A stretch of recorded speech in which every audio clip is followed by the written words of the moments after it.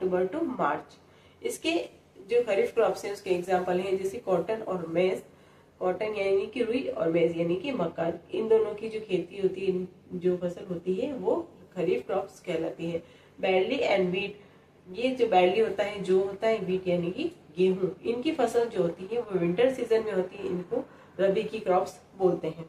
तो ये दोनों ही चीजें आपको अच्छे से समझ में आ गई होगी। इसके और भी एग्जाम्पल्स हैं जो आप देख सकते हैं।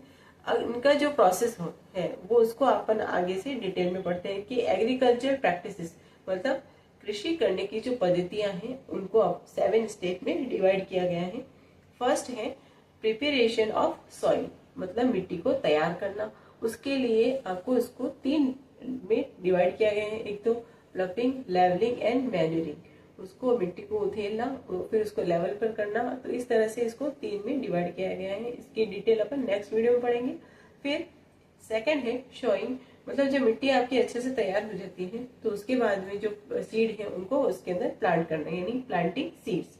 उस मिट्टी के अंदर बीजों को उगाने की जो प्रक्रिया है वो शोइंग के अंदर की जाती है। एडिंग मैन्योर एंड फर्टिलाइजर, इस प्रोसेस को आप मैन्योरिंग भी कहते हैं, यानी कि जो भी खाद है, जो भी उर्वरक चीजें हैं उसके बाद उसकी उस फील्ड में डाली जाती हैं तो उसको अपन मैन्योरिंग बोलते हैं।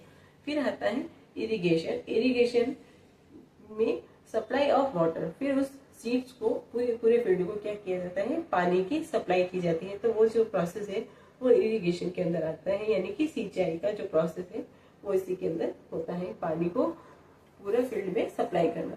उसके बाद आता है प्रोटेक्टिंग ऑफ वीड्स, मतलब पानी सप्लाई करने के बाद जब कुछ टाइम बाद जो फसल होती है, जो क्रॉप्स होती है वो आपके अच्छे से उग जाती है, लेकिन उसके साथ में ही अनवांटेड जो वीड्स होते हैं वो भी उसमें उग जाते हैं। तो उसको हटाने का जो प्रोसेस है वो होता है इसके अंदर removal of weeds from the field. फिर आता है आपकी हार्वेस्टिंग। उसके बाद जो आपकी फसल अच्छे से तैयार हो जाती है, मैच्योर हो जाती है, तो गैदरिंग मैच्योर क्रॉप्स मीन्स फसल की कटाई का जो काम है वो हार्वेस्टिंग के अंदर आता है। और उसके बाद में जब फसल अच्छे से तैयार हो जाती है, गैदरिंग हो जाता है, उसके बाद में आपका आता है स्टोरेज।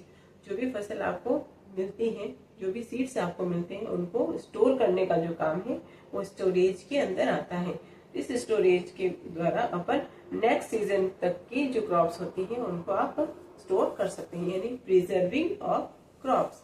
तो ये इसी के अंदर आते हैं। तो आई होप वीडियो आपको अच्छा लगा होगा। Thank you.